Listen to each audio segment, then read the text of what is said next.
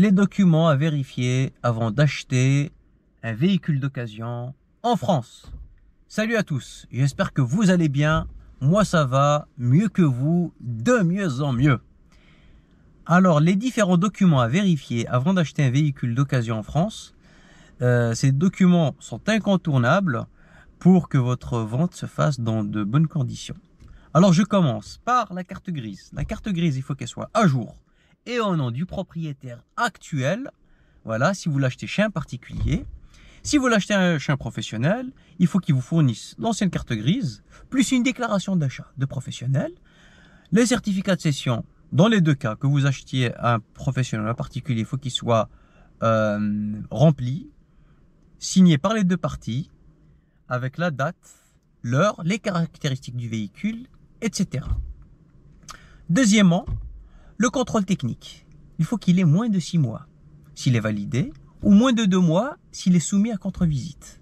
Voilà, pour que vous puissiez refaire votre carte grise derrière. Vous avez 1 mois pour refaire votre carte grise. Mais moi, je vous conseille d'acheter une voiture avec un contrôle technique qui est déjà validé. Et là, il faut qu'il ait moins de 6 mois. Voilà. Troisième point, c'est le certificat de non-gage ou le certificat de situation administrative que vous pouvez obtenir gratuitement sur le site du gouvernement. Attention, là il y a beaucoup d'arnaques, il y a beaucoup de sites qui se font passer pour des sites officiels, mais qui vous facturent ce service. Ils peuvent vous le facturer une vingtaine, voire une trentaine d'euros, alors que c'est un service qui est tout à fait gratuit. Et ce document-là, il va mettre en lumière la situation administrative du véhicule. Vous pouvez voir à travers ce document-là si le véhicule est volé ou pas, si l'immatriculation est suspendue, si le véhicule est accidenté ou pas, si le certificat d'immatriculation a été déjà déclaré perdu ou pas. Voilà, ça permet d'avoir un panorama, une vision assez rapide et synthétique de la situation administrative du véhicule. Voilà. Alors je répète, la carte grise à jour, le certificat de non-gage, le contrôle technique de moins de 6 mois et puis le certificat de non-gage. Ces documents-là sont vraiment incontournables. Voilà.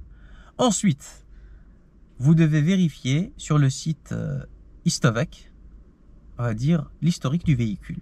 Alors c'est un site qui est gratuit, accessible à tous.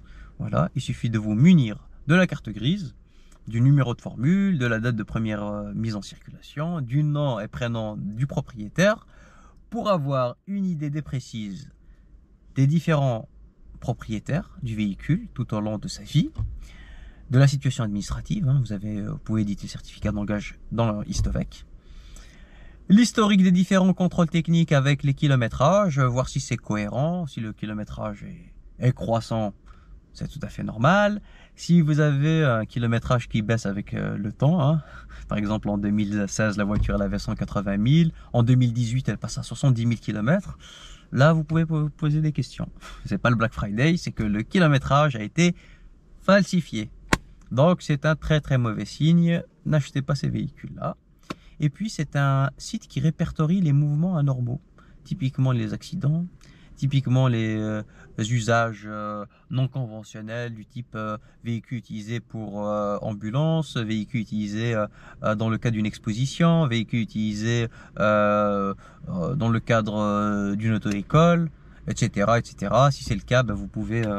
je vous déconseille pas d'acheter ces véhicules-là, mais c'est juste que c'est des véhicules qui ont été utilisés dans des conditions parfois extrêmes, et donc vous pouvez négocier le prix à la baisse. Voilà.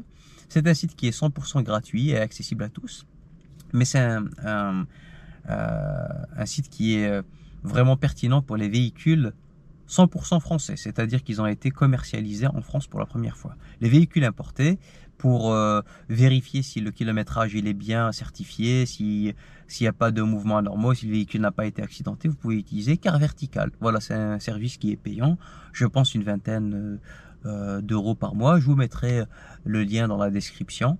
En tout cas, ça c'est juste la partie, j'ai juste parlé de la partie purement administrative dans cette vidéo. Il y a des vérifications à faire, des vérifications mécaniques, conduire le véhicule, voir s'il ne fume pas, s'il ne broute pas, s'il n'y a pas de fumée, s'il n'y a pas de bruit suspect.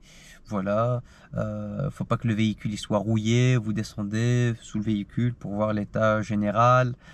Voilà, c'est des vérifications de bon sens, mais si vous n'êtes pas en mesure de les faire, faites-vous accompagner par des professionnels ou des personnes qui ont de l'expérience dans ce domaine.